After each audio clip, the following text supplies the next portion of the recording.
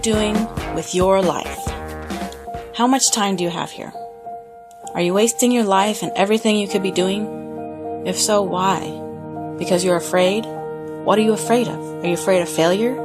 Are you afraid it's just not going to work out for you? Why would you think that it's not going to work out for you? Did you know that the only people who accomplish things in this life are those who believe they can? Even you, for the things you have accomplished, the only reason you were able to do that was because you believed in yourself. So why can't you believe in yourself about your biggest goals and dreams?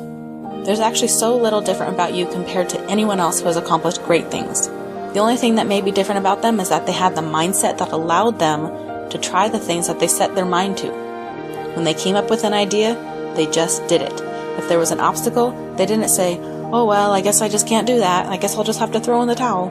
No, they figured out a way to get over that obstacle. They were resourceful.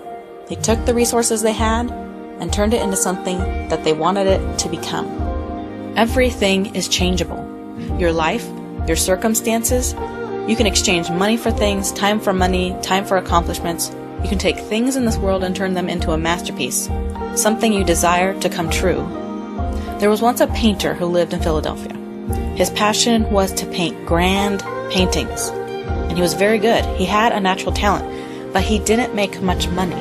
One day he couldn't afford to buy his canvas and paints.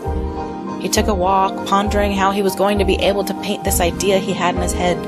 He envisioned a woman holding her newborn child, big heavy clouds hovering over them, then splitting just enough for rays of sunlight to shine down on them. The vividness he had in his mind, he just couldn't contain it. He just had to get this out with his paintbrush. Well, as he was walking down the alley, there was lots of noise disturbing his thoughts. Hammering, drills, all kinds of power tools. They were renovating one of the houses on the alley. And he was looking up, watching what they had done to the house, and he remembered how bad that house looked before. He admired their work. The house was really coming along. Well, he was about to walk away when just to the side he looked down and there was a giant piece of plywood leaning against the dumpster. A construction worker was throwing it away. He walked up to it to examine it, and it was in good condition. A piece cut off one end, but besides that, it was pretty much how you would get it if you hopped over to Home Depot to pick it up yourself. For some reason, he decided to look inside the dumpster. He didn't know why, he just felt the urge to see what else was inside. And to his surprise, there was actually a can of paint. It was home paint that you would use to paint your walls, but he didn't care. He lifted the can of paint out of the dumpster, and it felt like it was about half full still. The paint running down the side of the can was a medium shade of gray. A light bulb went off in his head. He ran back home, grabbed a towel, some rope, and his keys, and drove his car back to the dumpster. The man put the towel down on top of his car, flung the plywood up there, tied some rope around it to secure it to his car, and placed the half can of paint in his trunk. He went home, and with the help of a little bit of white and black paint he still just happened to have left, he created a grayscale version of his vision. The woman holding her baby, the clouds parting, the rays of sun shining down on them. And he sold that painting on the plywood for $4,000. Who says you need canvas to paint a masterpiece? After his experience of finding the plywood and paint, he realized that there was a need that could be branched between contractors and penniless painters. Contractors were just getting rid of these spare pieces of plywood, going straight to the dump, and half-full cans of paint of various colors. And there were many artists out there who were struggling to earn enough to buy more supplies.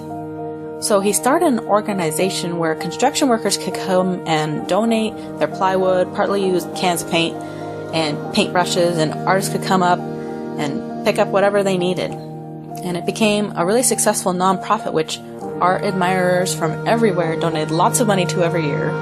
Eventually people also began to donate canvases of every size and acrylic and oil paints of every color, all the various shapes, sizes, and styles of brushes. And all the artists whose passion it was to paint had their needs finally fulfilled because of this one man with one grand vision.